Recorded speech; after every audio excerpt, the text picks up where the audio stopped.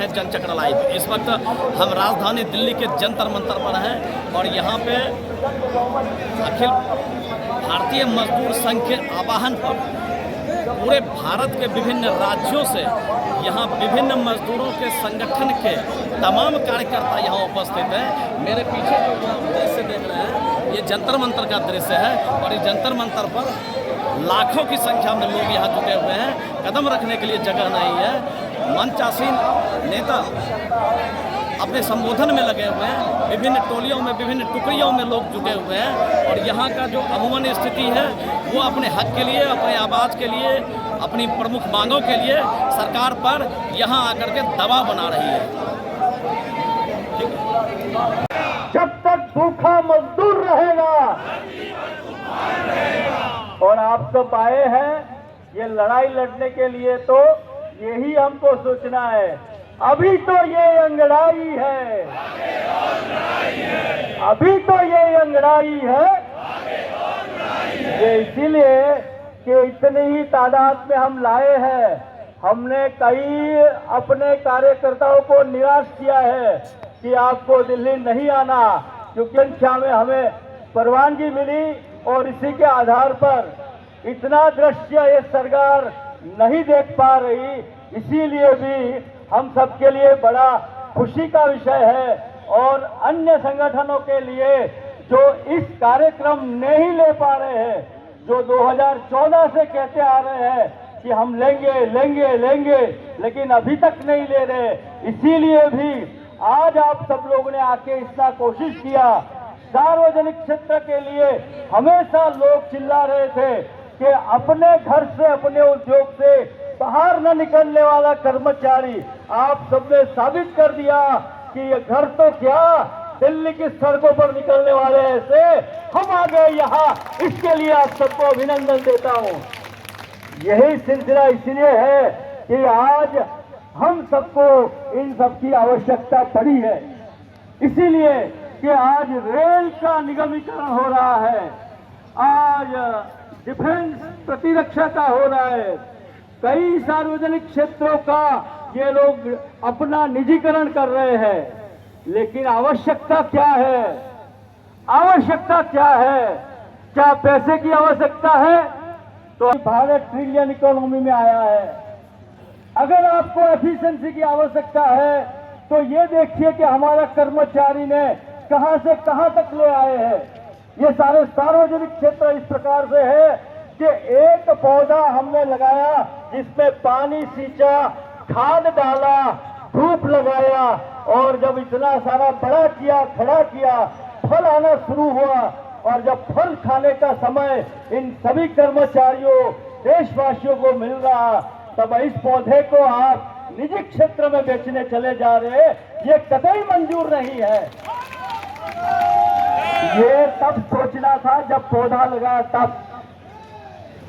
ये सारे tax payer के पैसे से सार्वजनिक क्षेत्र खड़े किए हैं और इन्हीं को बिना पूछे, सोचे समझे एक ही तरफा निर्णय लेके अंधाधुंध निजीकरण कर रहे हैं। इस अंधाधुंध निजीकरण का आप सबके सम्मुख अपने अपने उद्योग से आए सभी अध्यक्ष के महामंत्रियों ने, उद्योग प्रभारियों ने आपके सम्मुख इसकी चेष्टा बताई, उसकी आवाज दिलाई है। इन सब की आवाज सम्मिलित करते हुए आज हम इकट्ठा हुए हैं। हम सब ने दिखाया है कि ऐसी चेष्टा सरकार की कतई नहीं चलेगी जो आपके तरफेण में हो और कतई मजदूर के तरफेण में नहीं हो। आप यहाँ कहना चाहते हो कि हमने इतने सारे लोगों को कुछ फायदा कराया, लेकिन 130 करोड़ की आबादी में 50 करोड़ तो मजदूर भाई बहनों है और इन 50 करोड़ का ख्याल पहले करने की आवश्यकता है। आप जिन जिन अपने सार्वजनिक क्षेत्रों का निजीकरण किया है उनका उदाहरण तलाशिए। वो सारे कर्मचारी, अधिकारी या मजदूर, जो भी आप नाम दे, ये आज उनकी नौकरियां समाप्त हो गई है और ये निजीकरण के नाम पे निजीकरण करने वाले लोग इस प्रकार के वीआरएस देते हुए और अपनी नौकरी चली जा रही है और एक बार नौकरी चली जाती है तो अंधाधुंध फैल जाता है। ये सोचिए कि इस 50 करोड़ को नौकरी देना है, कभी एक तरफ से तरफा आते कि रोजगार बढ़ाना है और कभी इस तरफ से रोजगार घटा रहे हैं। ये समझने की बात आती है कि 10% ही पूरी भारत के केवल सार्वजनिक क्षेत्र है, 90% आपके तो प्राइवेट में चल रहे हैं। तो अभी तक वहां क्यों निगाह नहीं डाली है कि वहीं से इतने सारे पैसे एकत्रित किए जाए। कोई भी सार्वजनिक क्षेत्र ऐसा नहीं है जहां से इनकम टैक्स प्राप्त ना हो, सेल्स टैक्स प्राप्त रहा हो, जीएसटी ना मिला हो, एक्साइज ना मिला हो, ऐसे है। जबकि ऐसे कई निजी क्षेत्र है, ऐसे रेवेन्यूज नहीं मिले हैं, तब उस पर निगाहें क्यों नहीं जाती है? वहां ढूंढना है, वहीं से लेकर आना है। हम तो कहीं पर भी काम करने के लिए तैयार है। हमारा मजदूर, हमारा अधिकारी कहीं पर काम करते हैं, लेकिन आपके ही आंकड़े दिखाते हैं कि सार्वजनिक क्षेत्र की बदहालत की है। तो ऐसे अधिकारियों, जिसको हम मैनेजमेंट कहते हैं, जो चलाने वाले होते हैं, ऐसे 98%, 98% इस प्रकार से मिसमैनेजमेंट के लिए ही मुश्किल में आ पड़े हैं, न कि कर्मचारी या अधिकारियों की तरफ से। इसीलिए ऐसे मैनेजमेंट को बदलना आवश्यक है। हमारे साथ हम सरकार जब कहते हैं तो सरकार में दो प्रकार के लोग हैं, एक अस्थायी सरकार, दूसरी स्थायी सरकार। अस्थायी सरकार वो है जो आती जाती पॉलिटिकल पार्टियां रहती है, अपना रहती है, कोई 2 साल, कोई 10 साल, कोई 15 साल रहती है। और स्थायी सरकार जो वो है, जो कहने के लिए हमारे ब्यूरोक्रेट्स लगे हैं, वो 1991 से इसी प्रकार का करते जा रहे, और जो भी सरकार आती है बोले हम बाध्य है, हमारे हाथ बंद है, इसीलिए करना पड़ा। ऐसी कौन सी मजबूरी है, ऐसी कौन सी बाध्यता है जो आप नहीं सोच सकते? क्या सोचना चाहिए। पुराने जितने भी सार्वजनिक क्षेत्र आप लोगों ने कर दिए, उस पर निगाह डाले तो वो तबाह हो गए हैं। उनमें से एक का उदाहरण आपके सम्मुख बताता हूं। अपने बीच में एशिया का सबसे बड़ा सार्वजनिक क्षेत्र संपादन किया ऐसे इंडियन पेट्रोकेमिकल्स कॉर्पोरेशन लिमिटेड, जो भारत सरकार ने केवल 169 करोड़ रुपए में अपने से इन्वेस्टमेंट करते हुए जब शुरुआत की थी, और 1998-2002 में उसको भारत का बड़ा सबसे प्राइवेट सेक्टर रिलायंस इंडस्ट्रीज को जब बेच दिया, तब ये पौधा 169 करोड़ से खिलता करीब 58,000 करोड़, 58,000 करोड़ का एसेट बन चुका था। तब ऐसे 58,000 करोड़ की संपत्तिदायक ऐसे सार्वजनिक क्षेत्र को, रिलायंस इंडस्ट्रीज को केवल 1,500 करोड़ में बेच दिया। 1,500 करोड़। कोई चीज आपको पानी के भाव में नहीं मिलेगी, ऐसी बड़ी सार्वजनिक क्षेत्र को बेच दिया। उसका हाल देखिए आपने किस तरह किया। आपने उसकी जमीन बेच डाली और उसके बाद रिलायंस के हाथ में आने से वीआरएस भी दे दिया, बाकी कर्मचारियों को भी निकाल बाहर कर दिया। जहां पर अच्छा प्रोडक्शन हो रहा था, ऐसा प्रोडक्शन एशिया में अब कोई कर भी नहीं रहा है, और सार्वजनिक क्षेत्र में ही हिम्मत भरा प्रोडक्शन होता था। निजी क्षेत्र में इस प्रकार से कभी हुआ नहीं है, और इसके बाद 20 साल हो गए, आज तक हम नहीं बना रहे हैं। इसलिए डिफेंस के लिए चाहिए जो कार्बन फाइबर, वो आज हमारे देश में बंद हो गया। एशिया के लोगों को मिलता था, वो बंद हो गया, और आज विदेश से वो मंगवाना पड़ रहा है, क्योंकि अपना निजी क्षेत्र ऐसे कार्बन फाइबर प्रोडक्शन नहीं चला पा रहा है। उसके पास अनुभव नहीं, ऐसे अनुभव युक्त अपने कर्मचारी है, ऐसे अनुभव युक्त अधिकारी है। इस प्रकार से लोग करते हैं। हम ये चाहते हैं कि अगर चाहते हैं तो अपने देश के हित में करना। भारतीय मजदूर संघ 1955 से कह रहा है, हम भी देशभक्त हैं, हम भी देश हित में काम कर रहे हैं, हम भी उद्योग हित में काम कर रहे हैं, और हम श्रमिक हित में काम कर रहे हैं। ये नारा चलता है और नारे से अधीन चलते आ रहे हैं।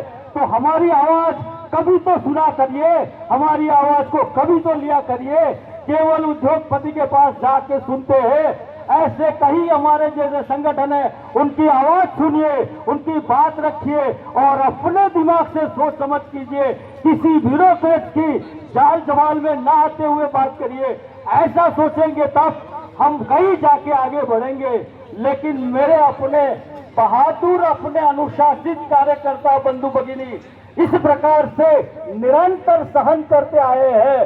कितने सार्वजनिक क्षेत्र इस प्रकार से गए हैं, ये हमारी आंखों के सामने है, आपकी आंखों के सामने है। उनसे भी अगर उदाहरण लेना है, सीख लेना है, अभी भी आपके हाथों में है, बचाइए। इसीलिए हमारे यहाँ प्ले कार्ड लगाया है, सेव देश यूज, देश बचाओ। अगर देश बचाना है, ये पहले बचाना होगा। और इसीलिए सबका जाल में है, सबको भ्रमित करने वाले कुछ लोग अच्छी तरह से भ्रमण कर लेते हैं, ये नहीं है। इसलिए उपयुक्त उसी के लिए लगाए थे, अपने सारे लोगों की सुविधा बनाने के लिए, पूरे देश में एक नेटवर्क खड़ा करने के लिए। आज जो सारी बातें आई है, वो सारे पुराने जो पब्लिक सेक्टर ने अपना सारा सेटअप खड़ा किया, उसी के आधार पर है। जैसे कि रेल ने पूरे देश भर में पटरियां बिछाई, पूरे देश भर में अपना नेटवर्क खड़ा करते हुए पूरे देश भर में लोगों को एक साथ जोड़ा है, सोचा है। और कोरोना काल में केवल रेल कर्मियों ने रेल दौड़ाई और रेल को इसका भुगतान भी नहीं किया है। किसी निजी क्षेत्र आगे नहीं आया कि उसके सामने ले दे, कोरोना के वक्त में काम आए। आप देखिए, सरकारी अस्पताल के लोग काम आए, निजी क्षेत्र के काम नहीं आए। तो उस समय क्यों निजी क्षेत्र को आह्वान नहीं किया, उस समय क्यों नहीं बुलाया गया? उस समय आपको पूरा भरोसा था कि हमारे सार्वजनिक क्षेत्र के सभी कर्मी अधिकारियों इसके लायक है और वही कर सकते हैं, अन्य नहीं कर सकते।